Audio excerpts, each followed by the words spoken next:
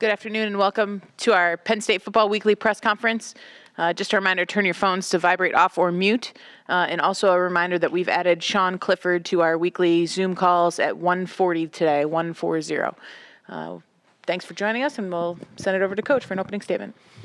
Yeah, so like always, appreciate you guys coming out and covering Penn State football. I don't want to take that for granted.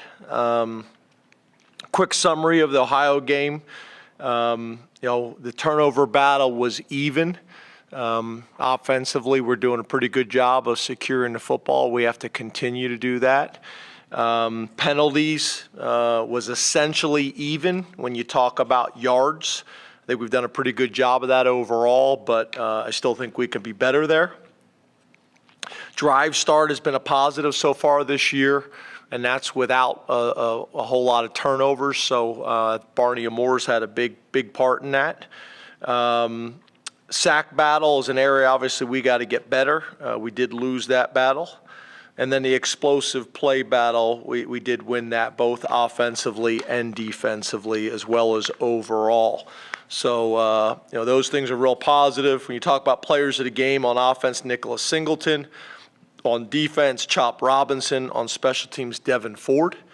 And then we talk about our D squad, developmental squad players of the week, who have a huge impact on getting us prepared to play while they're also being evaluated. On offense was Grayson Klein and Robert Rossi.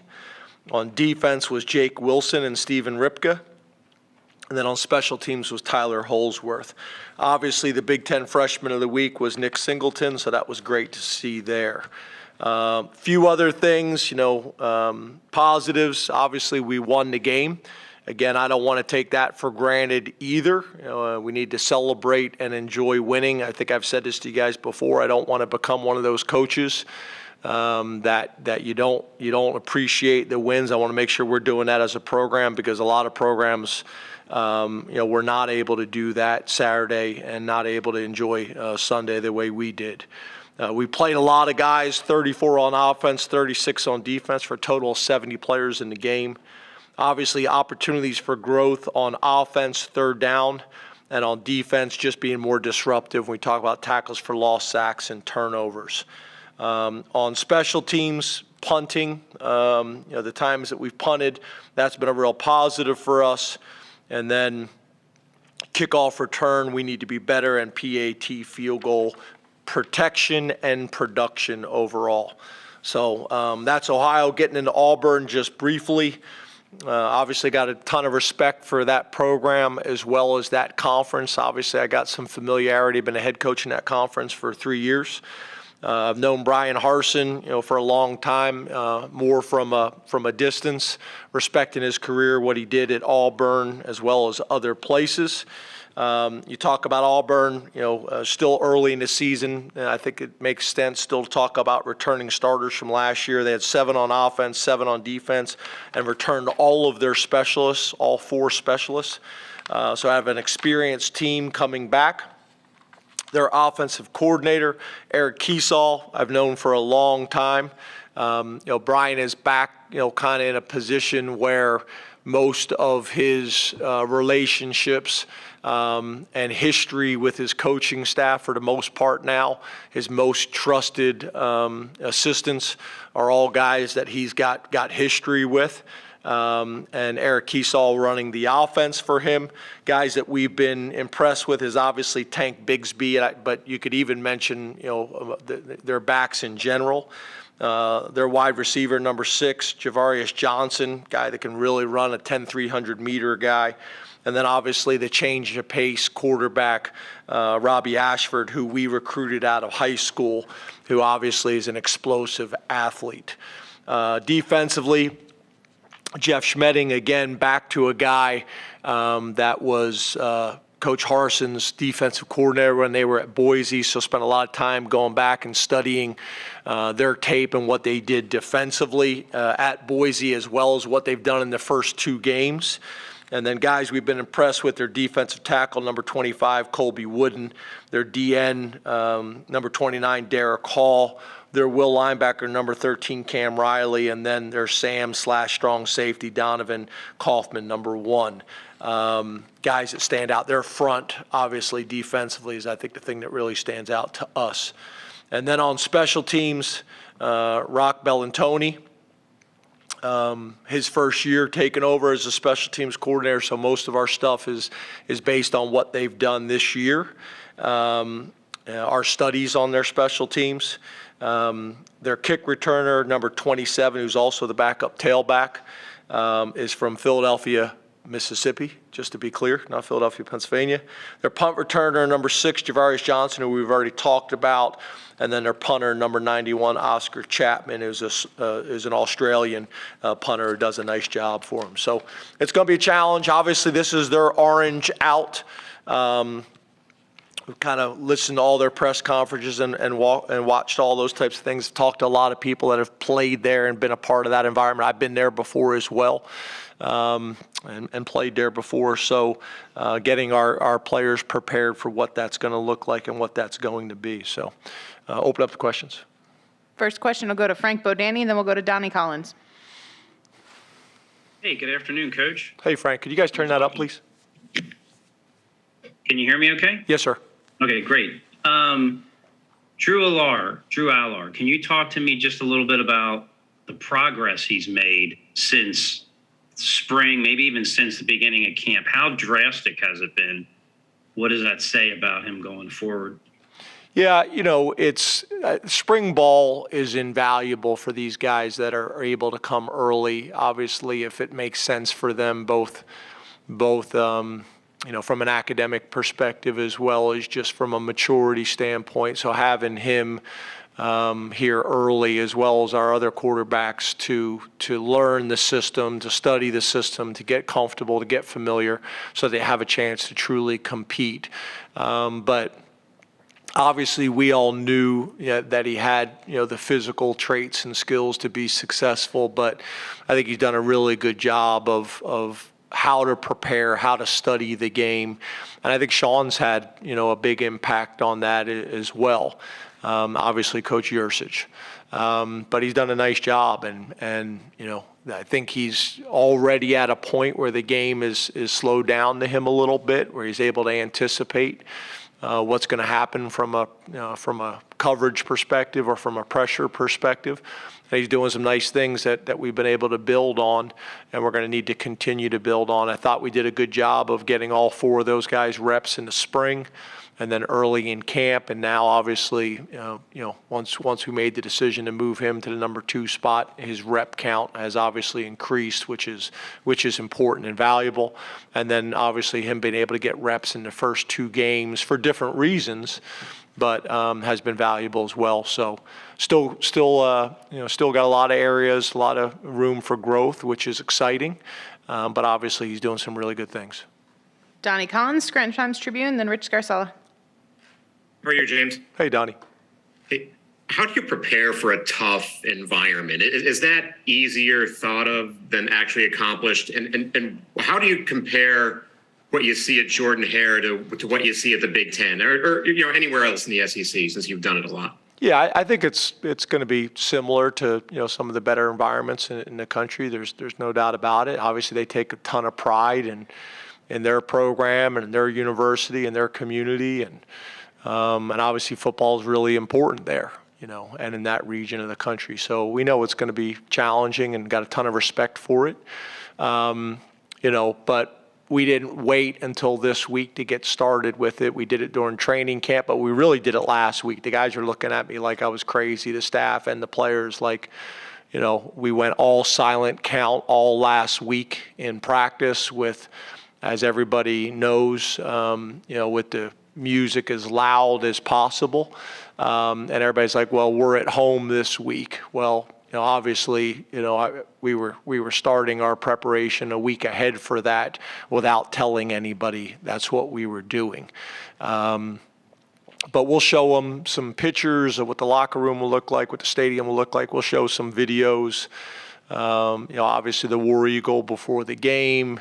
The band, the scoreboard side of the end zone has been problematic. You watch, obviously, San Jose State last week. They were able to get down into the low red zone, and I think had 3 penalties in a row that knocked them out of there. So it's going to be challenging, and we're going to try to prepare for it the best we possibly can. But at the end of the day, we still have to go out and execute it. So, and that's not just with, our starters. That's with whoever could possibly be in the game. Rich Scarcella, Reading Eagle, then Mark Wiganrich. Hey, Rich. Hi, James. How are you today? Good. How are you? I'm good. Thanks. How would you assess your run defense and your linebacker play through the first two games, knowing that you haven't really faced a team that's a run-oriented team, and also with Auburn being a run-oriented team? Yeah, I think your point is a good one. It's hard to get a true evaluation on that. Obviously, when you just talk about, disruption plays like tackles for loss and sacks and things like that, I think going into the year, we knew that linebacker, we had questions there in terms of just returning experience. But again, we've been able to get those guys a ton of reps. They're getting better every single day. Again, I still am a huge believer that it starts up front, with our defensive line and setting the tone, especially when you still have some inexperience behind them. It helps and takes some of the pressure off of those guys. But this is going to be a challenge. There's no doubt about it. You make a mistake against this crew, and it has a chance to cost you. They got some guys that you watch on tape, and obviously guys that can make big plays. So we're going to have to be sound. We're going to have to make sure that fundamentally, we are prepared and executing the way we're going to need to execute. But we're going to be challenged. We're going to be challenged by their run game. We're going to be challenged by their athleticism. We're going to be challenged by the environment. And that's why, we got to make sure we have a great practice today. And Wednesday, Tuesdays, and Wednesdays are really important from that standpoint, especially when you're talking about the run game. And put our guys in the best position to be successful come Saturday afternoon. And then on top of that, obviously, you just also have to understand, the play action opportunities that come off of that run game as well. So you got to be prepared for both. Mark Wiganrich, all Penn State, then John McGonigal. Hey, Mark. Hey, James, how are you? Good. You mentioned about kind of pre-prepping last week with the noise and stuff like that. What did you do then preseason or during the off season to get ready for going to Auburn, having never been there before from a travel, heat, facilities perspective, that sort of thing? Yeah, kind of the same thing. Obviously noise. We sometimes maybe in the past we may transition inside or modify some practice, but we were fortunate to be outside for as many of those practices as possible. We messed around with Haluba, closing the doors and turning the heat on in there, and trying to get prepared for that as well. And then travel. We really were working on flying into there. But that wasn't able to get done. So flights, are challenging. Hotels are challenging. Our hotel's about an hour from campus. I actually think they used to stay an hour from campus as well as the home team. So there's some things that we're going to talk to the team about today just to be prepared for. But we got a plan for it. But it is a little bit different than the way we normally operate. That's why I'll tell them today and go through those things. Kevin Threlkill will go through them at the end of practice, just so our guys, I don't want them ever to be caught off guard on Saturday afternoon, that they're prepared for what those types of things are going to be. But for the most part, everything else in our routine will be similar. We'll be as prepared as we possibly can be, for the environment. But once again, at the end of the day, you still got to be able to go execute, at the moment and at the time. John McGonigal, Penn Live, then Ben Jones. Yeah, James. Sean talked after the game a lot about the importance of yards after the catch in this offense. In the offseason, did you see an improvement or extra focus in that area? And I guess, is that an area you've been pleased with so far through 2 games? Yeah, I wouldn't say any more so than other times. But obviously, when you talk about that, that's that's recruiting and development in terms of strength and athleticism to break tackles or, to be able to run by people. And then obviously the other thing is accuracy at the quarterback position. If that ball is thrown in stride and away from the defender, you're encouraging, run after the catch. The fundamentals and ball security of being able to catch the ball cleanly and confidently. I think Parker Washington's a great example of that, a guy that can make the tough catch. With still being able to transition or not even slow down to catch it, be able to reach back and contort his body into positions to catch the ball. So catch radius and ball skills make guys faster than they actually are. So all those things we try to emphasize as much as we possibly can. I know those guys spend a lot of time working on it in the summer, but I wouldn't necessarily say any more or any less than what we've done in the past. Ben Jones, statecollege.com, then Mike Gross. Hey, Ben. Hey, James. How's it going? Good. You go back to Trace and Sean. Neither of them had played a lot of football for you before they were named starters. Obviously, they had some game experience because of circumstances. Where does Drew compare right now to guys that obviously were in the program for a while but had not really played football and then ended up subsequently having, I guess we'll see with Sean, but two of their best seasons as a starting quarterback right off the bat? Yeah, that's, I think, a lot in how we practice and how we prepare. Our twos get a lot of reps in practice, which I think helps. I would also say, with Trace, one of the things with him was, over his career, over his time, he just was so durable as well that a lot of those opportunities just didn't present themselves like they normally do. But, obviously, being able to say, we're going to make sure, like we did last week, to be able to get, Drew some experience, especially when you're talking about a freshman, compared to, because I do think it's different. Say it's a redshirt freshman or a redshirt sophomore that maybe hasn't had a whole lot of game experience, but has had a ton of reps and experience within the offensive practice. It is different when it's a true freshman and he doesn't really have either. So being able to get some of those opportunities, I think, are really important.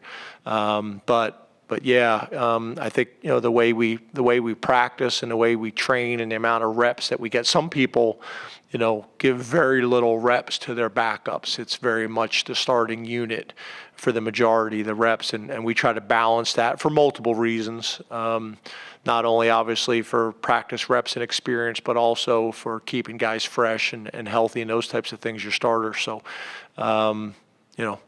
hopefully we're putting ourselves in position not only for current success, but also future success with the way we are managing it.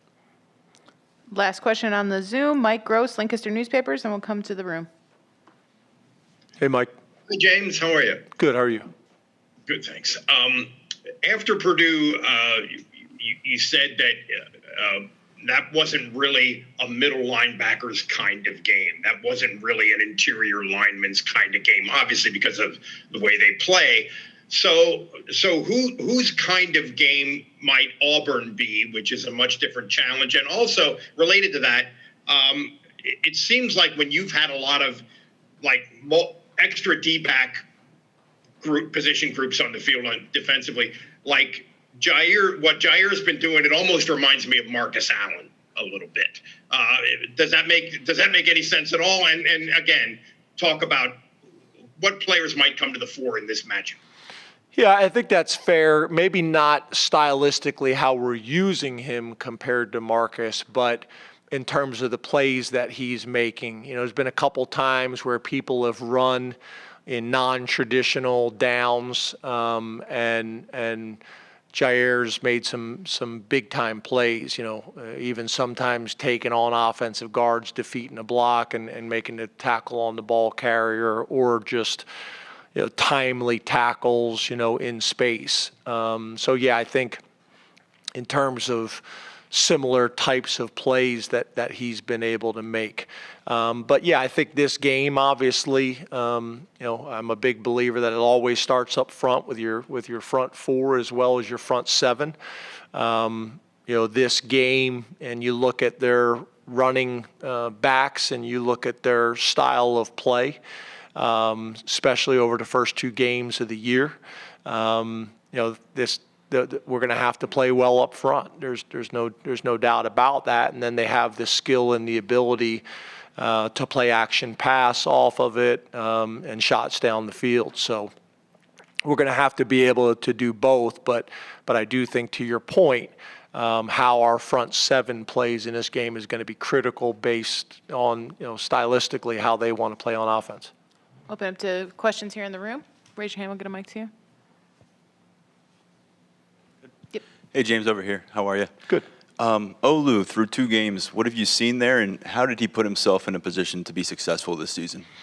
Yeah, he's playing really well. We've had a ton of respect for Olu really since he stepped on campus, and just he's one of those high production, low maintenance guys that really does everything right. You talk to the academic people about him, they love him. He's done everything right since he stepped on campus. You talk to strength and conditioning, you talk about the trainers, you talk about the equipment staff. Just, Olu's one of those guys.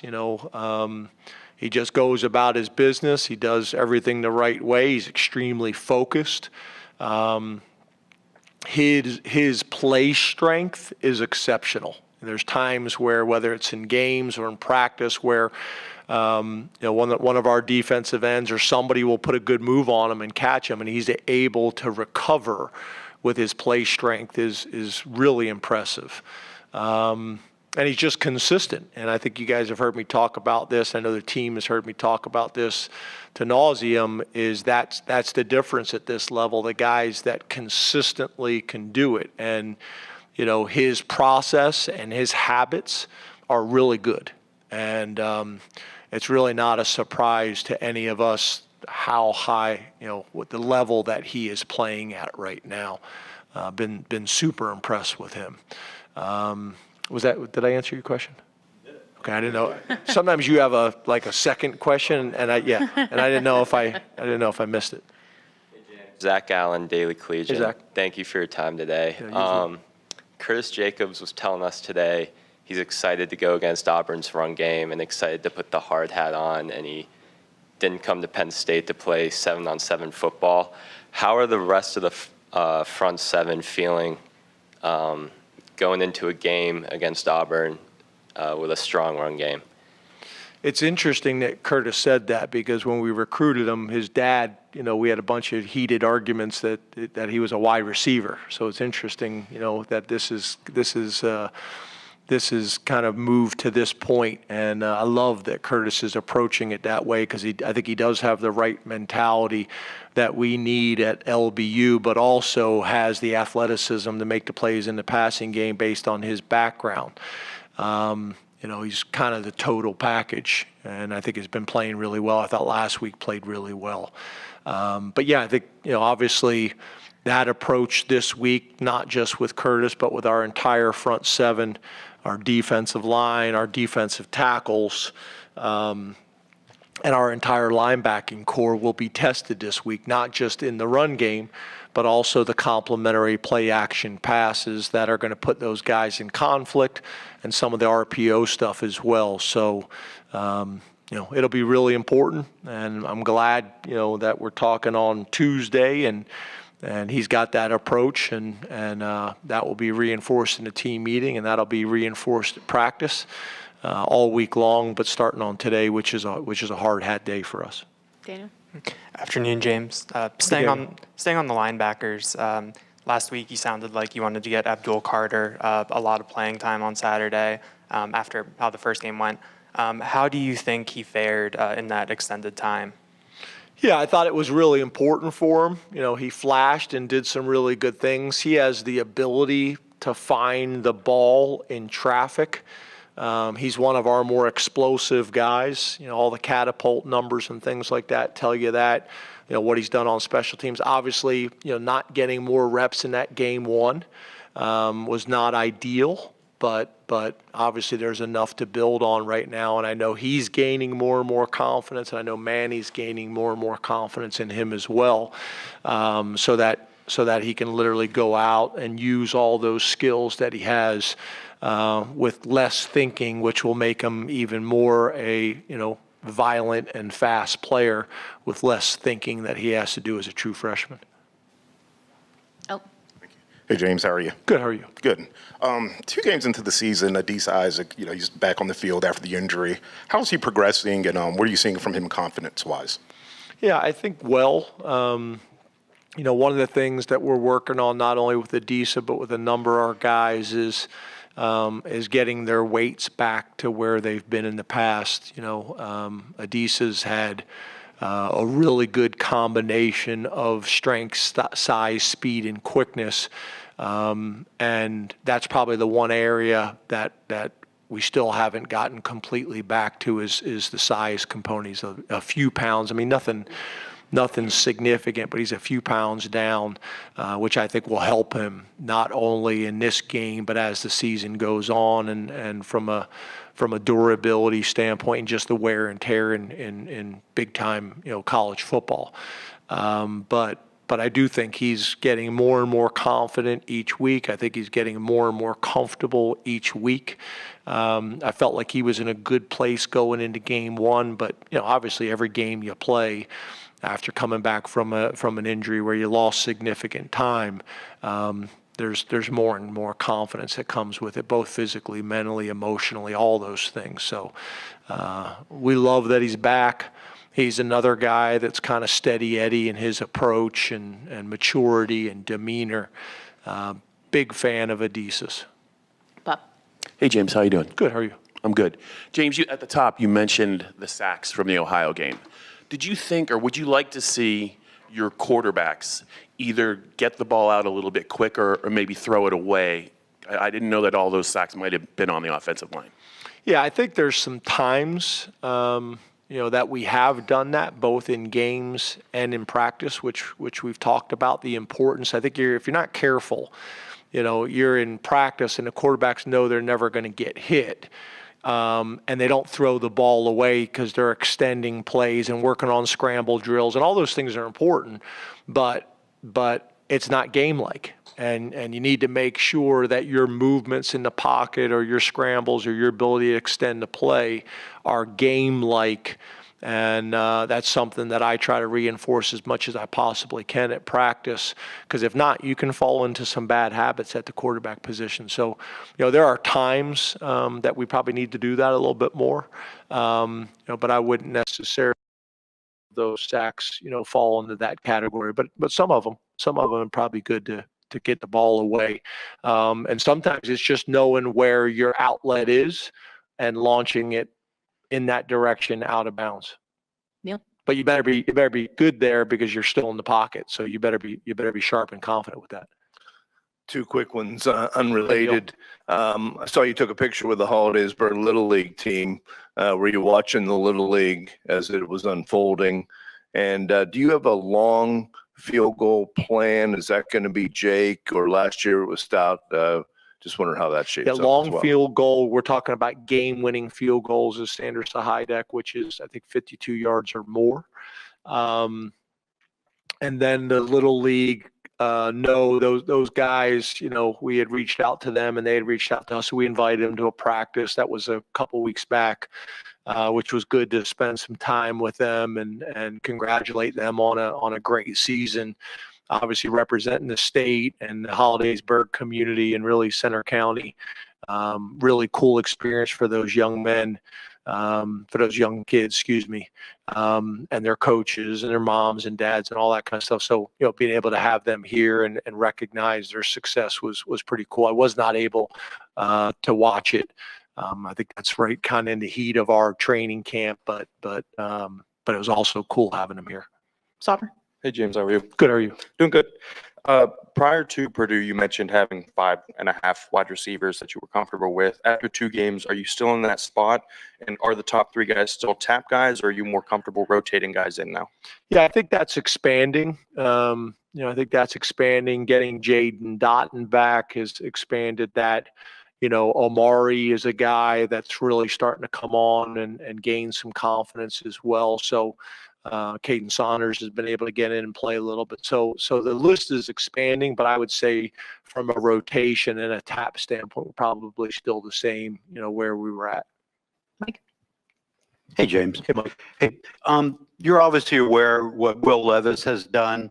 And with CV going from 3 to 2 to 3, what are your challenges these days playing quarterback, slotting them where they are in the order, given the way that college football is now? Yeah, I think in general across the country, it's a challenge in college football. There's no doubt about it.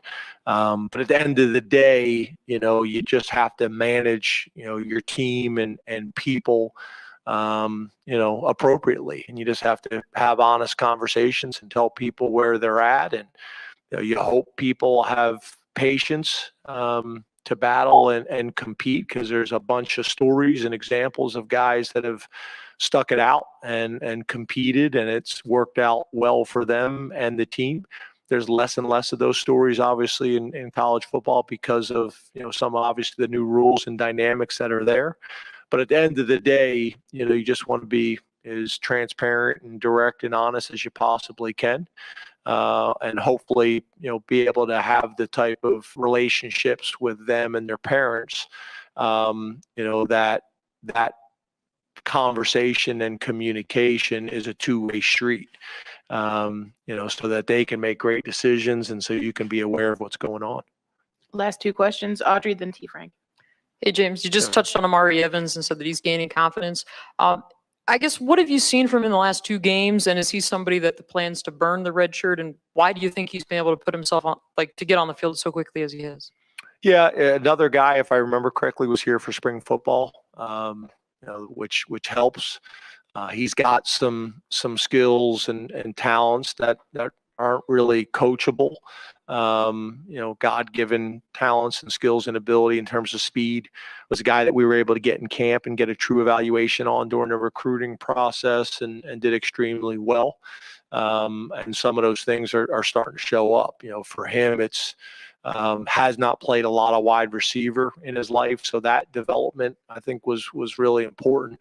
But more than anything, it's knowing the system inside and out, understanding defenses, and then being able to get in the weight room to get strong enough to develop the size that he was going to need to, because speed was never going to be an issue for him. It was all about strength and wide receiver fundamentals and techniques, and understanding defenses, strengths, weaknesses, and how we want to attack on those types of things, voids and zones, and how to change and modify routes based on man coverage. So obviously getting on the field and then having some success helps, because that field experience, in Beaver Stadium or on the road, when you have success, it usually has the ability to magnify and speed up a kid's maturity and developmental from a football perspective.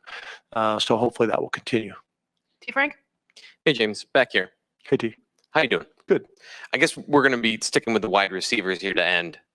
When you're talking about that group outside of your top 2, and the players that are coming in and out, how much is speed something you're looking for? And how, I guess, would you look at that group as a whole and assess the speed of your receivers? Yeah, I think we have gotten faster, this year, maybe compared to previous years. And when I say that, I'm talking about, the unit from top to bottom, the entire unit. I do think we are faster. I do think we have, more consistency from top to bottom in terms of ball skills, and fundamentals and techniques, and just natural ball skills. So that helps. I think there's more true competition, through the entire unit as well. But yeah, speed's always something. Obviously, if you can have guys that can go 80 and take the top off the coverage and beat one-on-ones, there's a lot of ways to do that, but obviously speed's a big part of it. So we try to recruit it as much as we possibly can in this region of the country. The numbers of those types of guys compared to maybe some other areas of the country. But it's something that's where camp is really important to get true evaluations on guys, true times. And we've been fortunate to be able to do that, more times than not. Thank you very much, Coach. Thanks, guys. Again, just a reminder, Sean Clifford will be on at 1:40 on the Zoom.